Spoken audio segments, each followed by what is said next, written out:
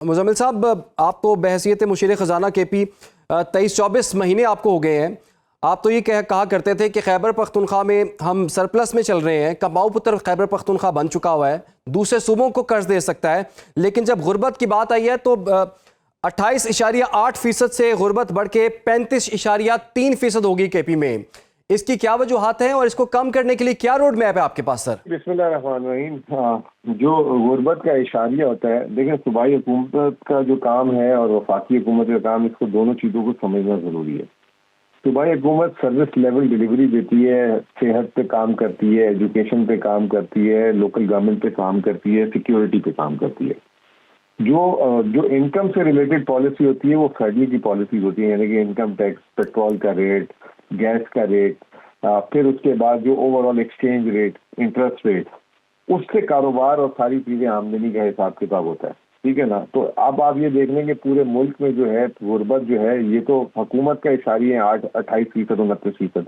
World bank तो कहता है 45% हो गई है। अब ये कि खैबर पख्तूनख्वा ने आउट परफॉर्म कैसे किए। खैबर पख्तूनख्वा में ये जो 2018-19 से जो सरकारी जो इन्होंने आदाद-ओ-शुमार दिए हैं, उसके हिसाब से 2024-25 में 28 लाख लोग मजीद गरीब हैं।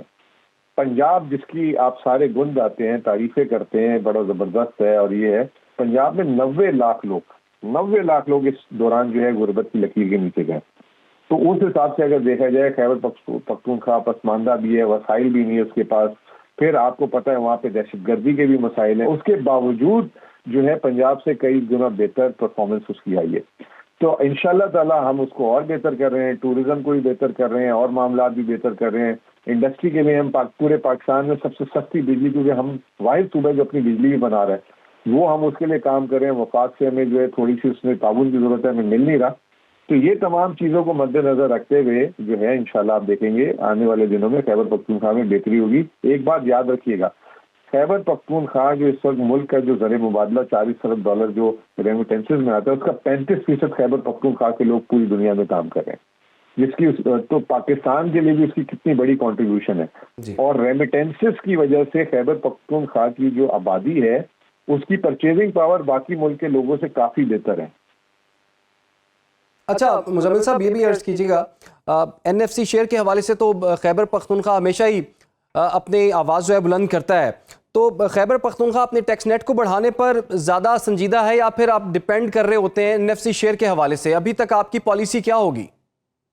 देखिए, मैंने आपको जैसे कहा कि टैक्स का जो निज़ाम है वो पूरा का पूरा वफाक के पास है। सूबों के पास सिर्फ एक टैक्स है, टैक्स ऑन सर्विसेज। बाकी हर किस्म का टैक्स वफाक कलेक्ट करता है। फिर दूसरी बात यह है कि दूसरे सूबों के मुकाबले में खैबर पख्तूनख्वा डिसएडवांटेज लोकेशन है, इसके स्पोर्ट नहीं है और ज़राअत भी नहीं है। ज़राअत आपको पता है पूरी पंजाब और सिंध के पास है, और इसके अलावा जो इंडस्ट्री, पोर्ट और ये सारी चीज़ें पंजाब के पास है। तो उसके बावजूद खैबर पख्तूनख्वा जो है सर्वाइव कर रहा है, और ये तमाम चीज़ें उसकी बेहतर हो रही हैं।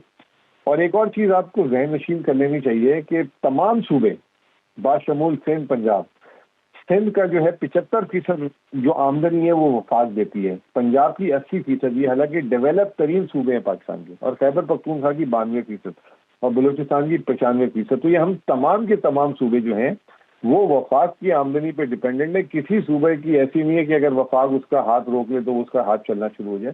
तो सारों की जो है वफाक से ही आमदनी आती है। तो ये गलत जिसे कहते हैं इंप्रेशन फैलाया हुआ है कि जी खैबर पख्तूनख्वा में टैक्स कलेक्ट नहीं होता, वफाक से ही सारों को सूबों को मिलता है, और हर 15 दिन बाद किस्त आती है। ठीक है जी, बहुत बहुत शुक्रिया आपका मुज़म्मिल असलम साहब, आपने हमें वक्त दिया। खैबर पख्तूनख्वा की सूरत हाल आपने जानी।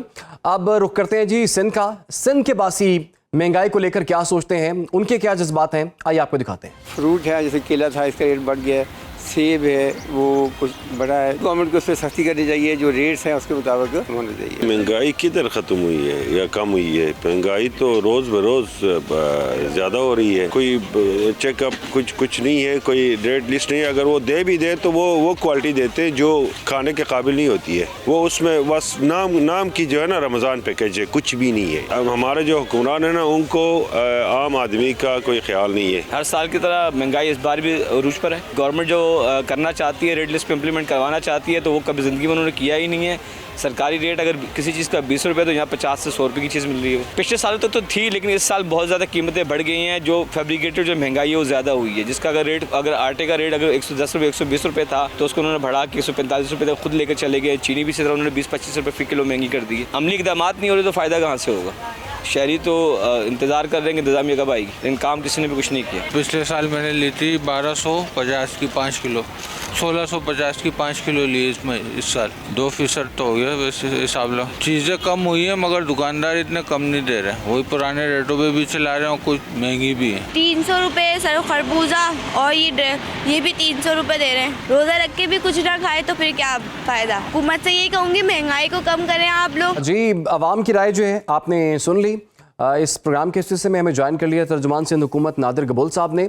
नादिर गबोल साहब, आपको खुशामदीद कहते हैं। नादिर गबोल साहब, सिंध के बारे में हमेशा ही कहा जाता है कि सिंध जो है मुल्क को सबसे ज़्यादा रेवेन्यू फ्राहम करने वाला सूबा है, लेकिन जो हालिया रिपोर्ट है वो कोई अच्छी नहीं है गुर्बत के हवाले से। सिंध में पहले गुर्बत 24.5% से बढ़ के अब 32.6% हो गई है।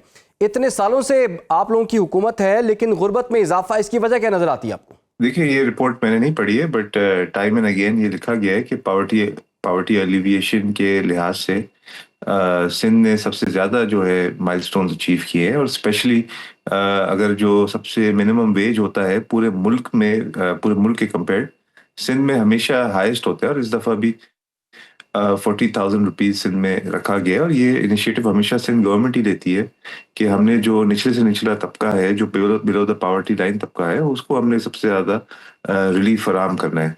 और इसी वजह से हमने इस तरह के प्रोग्राम्स लाए, जैसे हारी कार्ड हो गया, या जो NICVT के अंदर फ्री ऑफ कॉस्ट हम हेल्थ केयर फराहम कर रहे हैं, या दीगर जो बड़े बड़े अस्पताल है पब्लिक प्राइवेट पार्टनरशिप के तहत, उसमें हम अरबों रुपए के अखराजात कर रहे हैं। नादिर साहब, अगर गवर्नमेंट जो है वो इतने अच्छे काम कर रही है, जिस तरह से आप अपने क्रेडिट्स भी गिनवा रहे हैं, तो फिर ये गुर्बत जो है 24 से 32 पे कैसे पहुंच गई, खास तौर पर सिंध में? देखिए, गुर्बत तो डेफिनेटली एक चैलेंज है। अगेन स्टैटिस्टिक्स के साथ देखना पड़ेगा उनका बैकग्राउंड क्या है और किस जो ग्रुप है उसका सर्वे किया गया है।